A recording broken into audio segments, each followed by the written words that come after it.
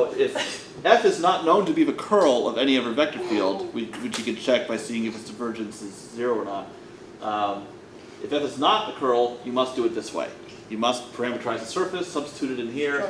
You must compute the unnormalized normal vector and evaluate the integral that you get with respect to u and v. This is Stokes' theorem. Integral of a curl over a surface is the integral of the vector field over a curve, and you're given the vector field. So now you have a part of a sphere of radius square root of 5 above plane. Actually, it wouldn't be there. It'd be a little lower than that. Above the plane z equals 1. So now this circle is your boundary curve.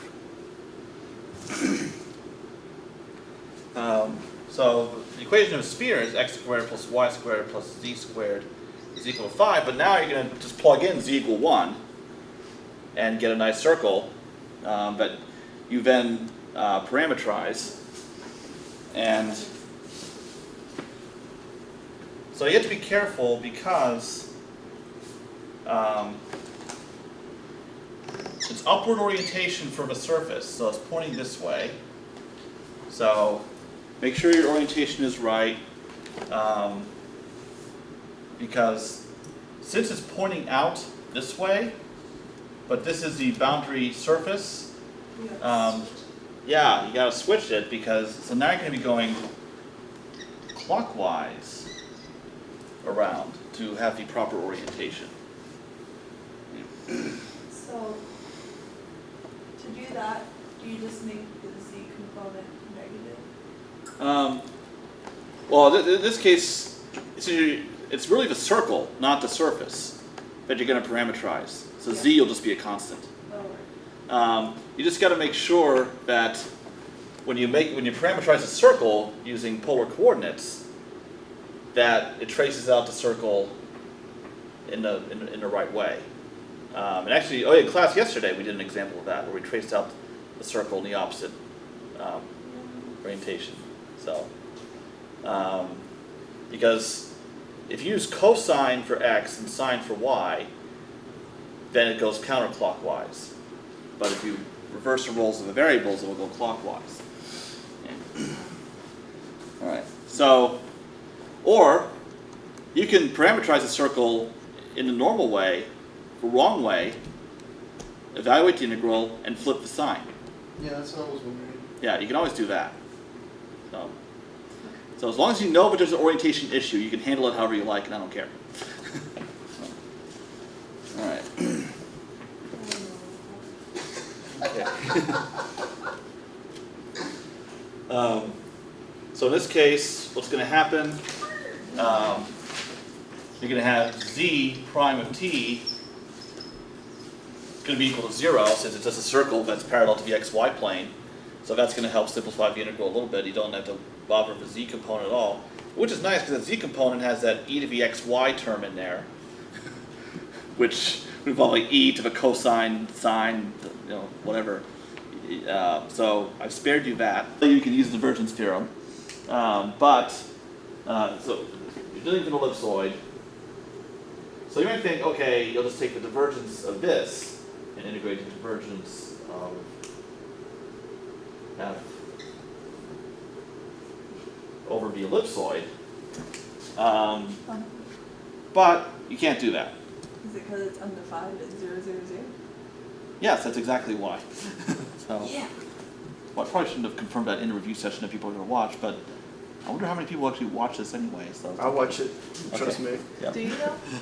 I haven't. Yeah. I'm using them for when I need it later to like remind me how to do stuff when Oh. I can't figure out my notes. Oh yeah, Well- especially old stuff. It's good that people are watching me because otherwise I'd be recording this for nothing, right? Or, No, I So- save them all. I'm gonna use them all for the final. okay. So if you can't use since you can't use the divergence theorem over the ellipsoid, well, you can use it anywhere else, on any other solid, as long as it does not contain the origin. So this is actually related to an example I did yesterday. Yeah, I can remember you doing that, but I can't remember I what you wrote did. it down as a note, cause he said it was gonna have to be done on one, I was like, it's gonna Yeah. be the last one. Yep. So the idea is, if you're going to pick some other solid that does not contain the origin, to use the divergence theorem on. So for instance, solid between the ellipsoid and something else in between. So let's call this S1, call this S2. Actually, no. The given surface, the ellipsoid, we'll call that S1, and then this is something else, S2. Now, the ellipsoid, you need the normal pointing out.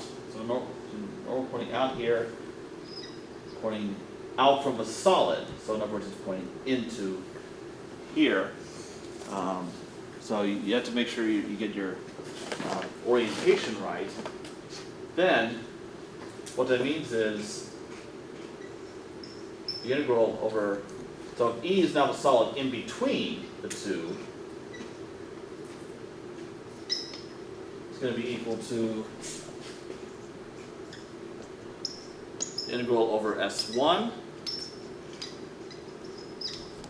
I'll write it this way, F dot N ds.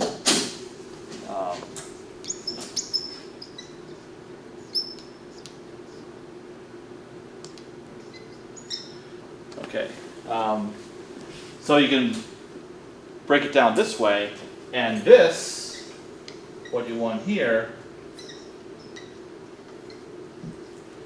is what you actually want to compute.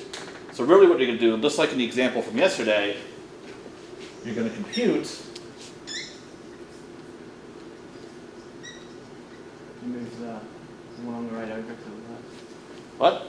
Don't you move one of them to the left? Or? Well, yeah, so you compute these and then you're going to solve for this. Yes, you would take this and move it to the other side. Yeah. So you have to keep in mind that these normals, these are outward.